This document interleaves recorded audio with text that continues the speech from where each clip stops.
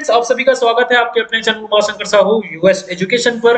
अभी हम बताएंगे सीजी टेट 2022 का जो गणित और विज्ञान का जो संभावित आंसर है। संभावित आंसर में कुछ आंसर में परिवर्तन संभव है, ये नहीं कहेंगे कि जो आंसर आया जा रहा है वो पूर्णतः सटीक है, लेकिन गणित का जो यहाँ पर आंसर जो रहेगा वो सटीक होगा और विज्ञान का भी सटीक होगा। जहां पर संशय होगा हम आपको बता देंगे। रैखिक समीकरण का हल निकालिए, तो रैखिक समीकरण का हल निकालने पर यहाँ पर टिक लगा जो है वही आंसर है। एक एक्स धन 7/2 बराबर 3 माइनस एक्स को जब हम हल करते हैं तो -1/3 होता है। एक साइकिल सवार 2 घंटे में 10 किलोमीटर प्रति घंटा और 1 घंटे में 13 किलोमीटर प्रति घंटा तय करता है, तो उसकी औसत चाल क्या होगी? तो औसत चाल जो है यहाँ पर 11 किलोमीटर प्रति घंटा हो जाएगा। चलिए, गणितीय विचार विकसित करने के लिए अनुभव, प्रतीक, चित्र, भाषा, इनका उपयोग निम्न में से निम्न क्रम में किया जाता है। तो इसका जो उत्तर होगा, अनुभव के बाद भाषा और भाषा के बाद चित्र और चित्र को हम प्रतीक में प्रस्तुत करते हैं। चलिए, यदि x = 1, y = 2 और z = -3, तब 2x² y - 5x² y + 2z का मान ज्ञात कीजिए। तो इसका जो मान होगा वो होगा 12 -12। चलिए आगे हम इसी में बात करते हैं। आगे, प्रतिशत डेटा के लिए किस प्रकार का ग्राफ सबसे अच्छा होता है? तो ये पाई चार्ट से अच्छा कुछ भी नहीं होता है। चलिए, एक आयताकार बाड़े का क्षेत्रफल जो 500 वर्ग फीट, यदि बाड़े की चौड़ाई 20 फीट है तो लंबाई ज्ञात कीजिए। तो लंबाई ज्ञात करेंगे तो 25 फीट इसका उत्तर होगा। कौन से दो कोण पूरक नहीं है? तो ये जो कोण है आप देख पा रहे हैं, ये वाला और ये वाला कोण, ये पूरक है, ये भी पूरक है, और ये 23 और 177 जो है पूरक कोण नहीं है। एक अंक से गुणा करना क्या नहीं है? तो ये गणितीय विधि है, गणितीय संकल्पना है, और गणितीय फलन नहीं है। चलिए आगे देखें। किसी शहर की जनसंख्या 12 यहाँ पर दिया है 1,25,000 है और खाली स्थान की जनसंख्या 2% प्रति वर्ष की दर से बढ़ती है, तो 3 साल बाद वहां की जनसंख्या कितनी होगी? तो वहां की जनसंख्या जो होगी 1,32,651 वहां की जनसंख्या होगी। चलिए आगे हम देखें। यदि a अनुपात b ये 2:3 और b/c = 5:7 है, तो a/b/c का मान जो होगा वो होगा 10:15:21। चलिए आगे देखें। 2.5 वर्षों में 6,000 रुपए पर साधारण ब्याज के रूप में कितना प्रतिशत वार्षिक दर से 250 रुपए प्राप्त होगा? तो ये 1/2/3% होगा। निम्नांकित कथनों में से समकोण त्रिभुज के लिए कौन सा सत्य नहीं है? तो L कोण को अंकित करता है। तो यहाँ पर m कोण k धन m कोण l धन m कोण j = यहाँ पर दिया है 180। l कोण l और कोण जो j है वो न्यून कोण है। m कोण l धन m कोण j बराबर 90 अंश है, और D ऑप्शन जो है अधिक कोणीय ऑब्ट्यूस एंगल। चलिए, क्योंकि यहाँ पर बोला है सत्य नहीं है, बोला बाकी तो सारे सत्य है। द्वितीयक डेटा पर प्राथमिक डेटा को प्राथमिकता दी जाती है क्योंकि इसमें यह संक्षिप्त और सटीक है, इसमें कोई त्रुटि नहीं है, यह अधिक विवरण दिखाता है, उपरोक्त में से कोई नहीं, तो यह संक्षिप्त और सटीक है। चलिए, दिए गए चित्र में डी यहाँ पर दिया है DA समलम AB, CB समलम AB और AC = BD है, तब निम्न में से कौन सा कथन सही है? तो यहाँ पर A जो कथन है वो सही होगा। एक त्रिभुज का क्षेत्रफल ज्ञात कीजिए जिसका आधार 10 इंच है तथा ऊंचाई 7 इंच है। तो ये त्रिभुज का क्षेत्रफल ज्ञात करने के कहा गया है, तो आप ज्ञात करेंगे तो 7×5 = 35 जो होता है इंचेस स्क्वायर जो होगा, ये सही आंसर होगा। 7 सेंटीमीटर त्रिज्या वाले अर्धवृत्त की परिधि, आप इसमें ये आधा हो जाता है, आधा का जैसे हम 17 के आसपास आएगा तो ये 17.5 के आसपास, तो ये 35 हो जाएगा। चलिए, 7 सेंटीमीटर त्रिज्या वाले अर्धवृत्त की परिधि और क्षेत्रफल ज्ञात कीजिए जहां पाई = 22/7 है। तो इसको सॉल्व करने के बाद आपका जो आंसर आएगा वो 36 सेंटीमीटर और 77 सेंटीमीटर स्क्वायर। किसी चतुर्भुज के चारों कोनों का योग 360 होता है, या सोचना खाली स्थान कहलाता, तो ये सोचना व्यापीकरण कहलाना चाहिए, जनरलाइजेशन। एक आदमी 1400 रुपये में एक साइकिल खरीदता है और उसे 15% हानि पर बेचता है, तो उसके साइकिल का विक्रय मूल्य होगा 1190 रुपया। किसी त्रिभुज के विकर्ण की जो संख्या होती है, त्रिभुज में विकर्ण नहीं बनता है, तो ये इसकी जो आंसर होगा वो शून्य होगा। एक घन का पृष्ठ क्षेत्रफल ज्ञात कीजिए जिसकी एक भुजा 15 सेंटीमीटर है, तो एक भुजा 15 सेंटीमीटर है और आपको 6a स्क्वायर निकालेंगे तो 1350 सेंटीमीटर स्क्वायर आपको मिल जाएगा। एक वृत्त जिसमें त्रिज्याखंड विभिन्न राशियों को निरूपित करता है कहलाता है हिस्टोग्राम, आवृत्ति बहुभुज, ये पाई चार्ट कहलाता है। प्राथमिक स्तर पर गणित की पहेलियां मदद करती है। प्राथमिक स्तर कक्षा में मेधावी छात्रों की पहचान और छात्रों को मनोरंजन प्रदान करना, समस्या सुलझाने कौशल रखने और समस्या सुलझाने के कौशलों को प्रोत्साहन हेतु बढ़ावा, यही ऑप्शन डी जो है वो सही आंसर है।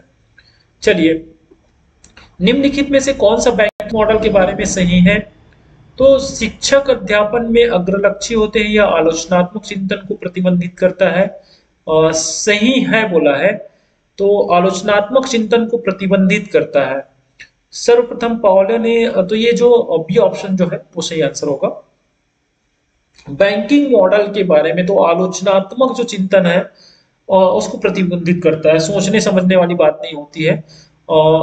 एक घनाभ के आकार का क्षेत्रफल ज्ञात कीजिए जिसका आयतन 900 मीटर क्यूब है तथा ऊंचाई 5 मीटर है, तो इसका जो उत्तर होगा वो 180 मीटर स्क्वायर यहाँ पर लिखा हुआ है।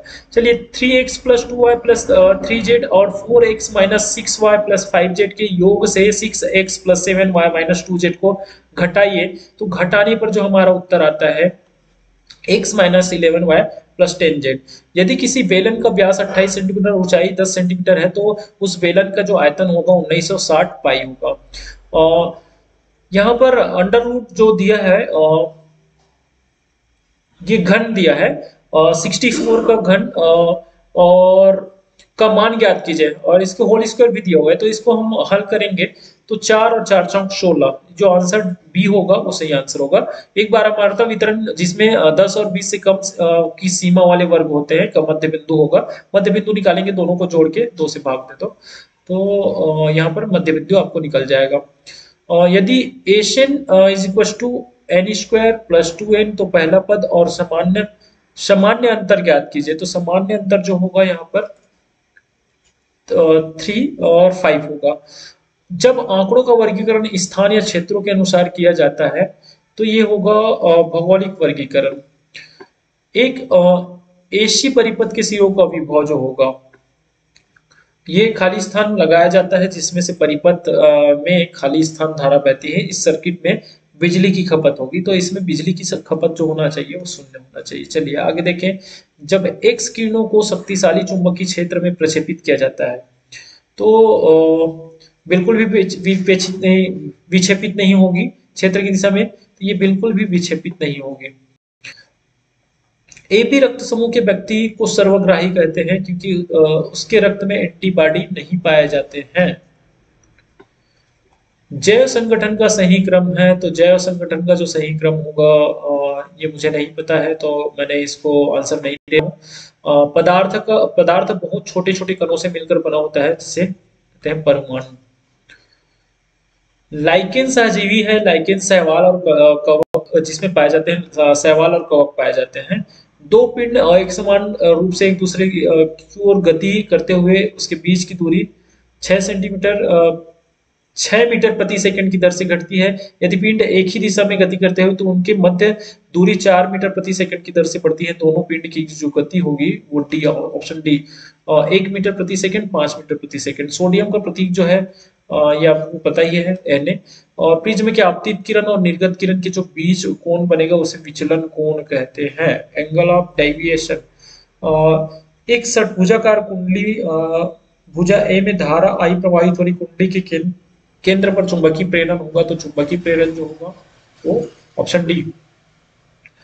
31 जो है 131 नंबर क्वेश्चन देखेंगे, पृथ्वी तक पहुंचने वाली कुल सौर ऊर्जा का कितना भाग प्रकाश संश्लेषण में प्रयोग होता है? तो लगभग 1 से 2 भाग। निम्नलिखित में से कौन सी विकिरण ऊष्मा अंतरण के गुणांक की इकाई है? तो इसका जो उत्तर होगा वो ऑप्शन सी होगा। निम्न विधियों की पहचान करें जिनके द्वारा चुंबक अपने गुणों को खो सकता है।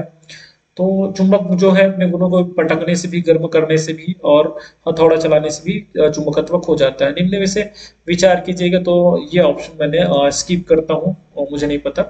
और एक बंद आर्गन पाइप P1 की पहली ओवरटोन आवृत्ति एक खुले आर्गन P2 की मौलिक आवृत्ति के बराबर है यदि पाइप P1 P2। तो इस ऑप्शन इस जो क्वेश्चन को उसको भी मैं स्किप करता हूँ। तरल पदार्थों के मिश्रण के घटकों को अलग करने के लिए इस्तेमाल की जाने वाली पृथक्करण की जो विधि होती है वो प्रभाजी आसवन है।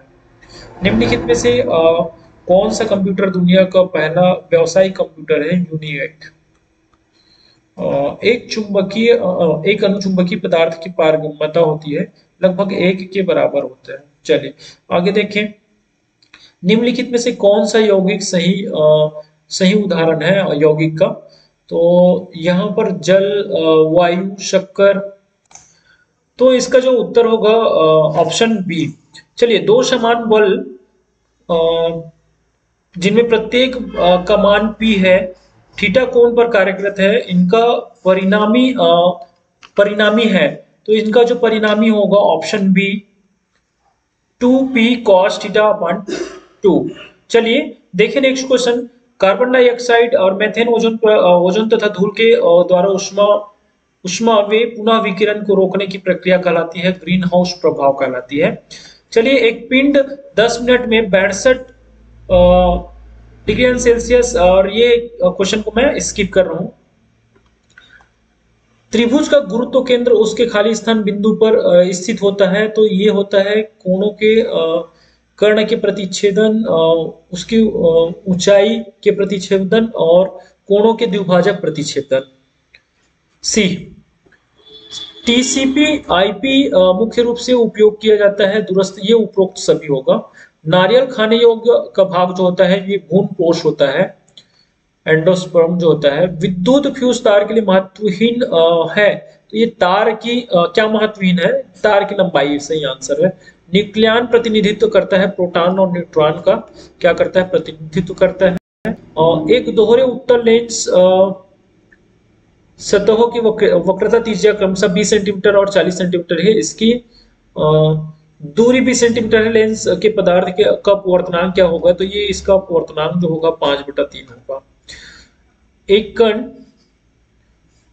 ए आयाम की, तो इस क्वेश्चन को भी मैं स्किप कर रहा हूं। खाली स्थान अर्धचालक एवं निज अर्धचालक में दाता अशुद्धि की डोपिंग करके बनाए जाते हैं। तो इसमें पी टाइप और एन टाइप होते हैं। तो ए और बी इसका सही आंसर होगा। तो चलिए, ये जो वीडियो है आपको कैसा लगा, और मैंने जो क्वेश्चन स्किप किया उसका आंसर अगर आपको पता है तो मुझे कमेंट कर जरूर बताइएगा, और ज्यादा से ज्यादा वीडियो को शेयर कर दीजिएगा ताकि अधिक से अधिक लोगों तक वीडियो पहुंच पाए। Thank you.